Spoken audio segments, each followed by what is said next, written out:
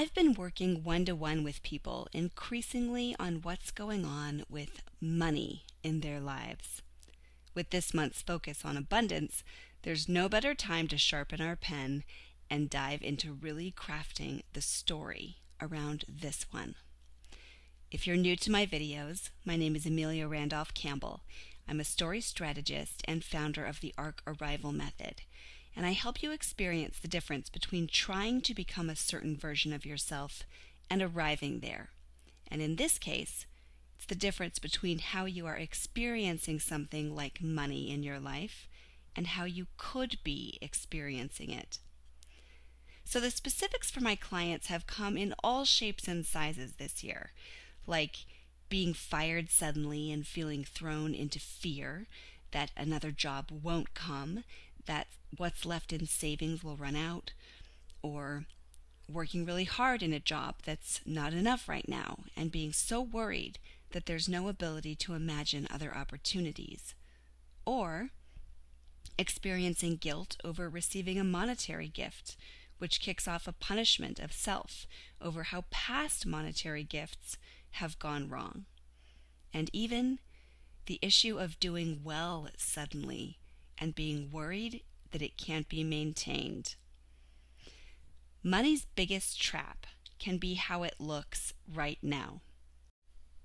When we look at it and see that it's less than we need, we go into counting and scrimping mode.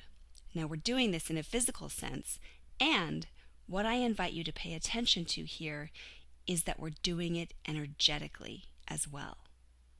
The real work to be a match to abundance here is not to count, but to create.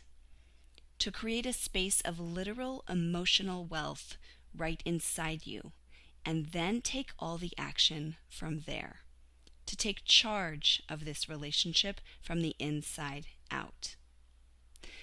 So I went ahead and chose a specific money event, which is looking at the deficit in my bank account, and then I put it through my question your story exercise.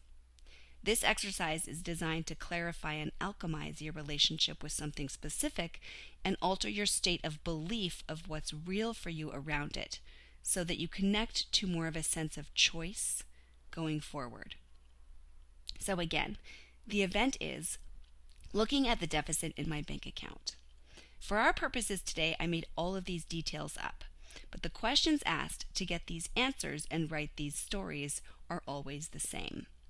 We're going to write 2 stories. First, we tell the truth about the dark side of this experience of seeing a deficit in the bank account, full out in what I call the black hole story.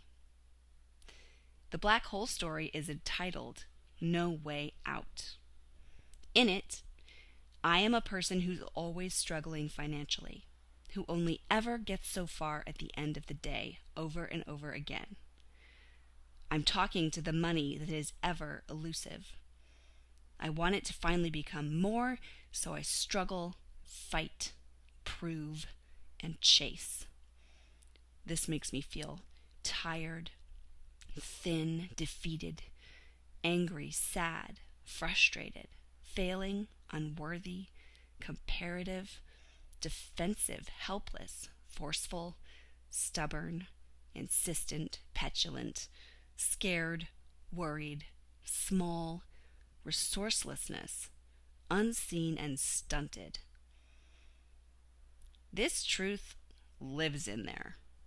It feels true, and importantly, it is the truth of all that is feared to be true and fought against.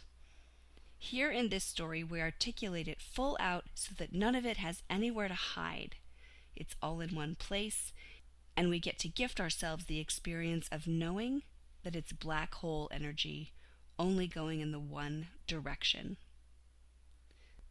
Now, there is the space and emotional willingness to invite the mental and emotional focus to be led in an entirely different direction by asking the questions from the opposite angle and uncovering what else is absolutely true.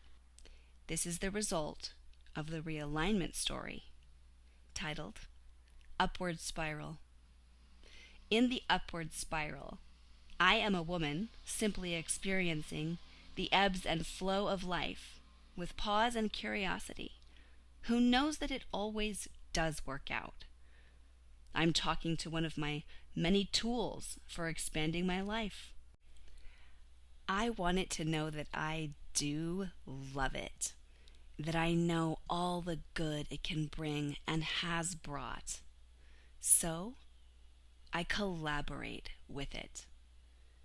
This makes me feel grounded, relieved, enough, curious, connected, safe, breathing, fresh, willing, mischievous, trusting, smart, rewarded, expansive, present, unburdened.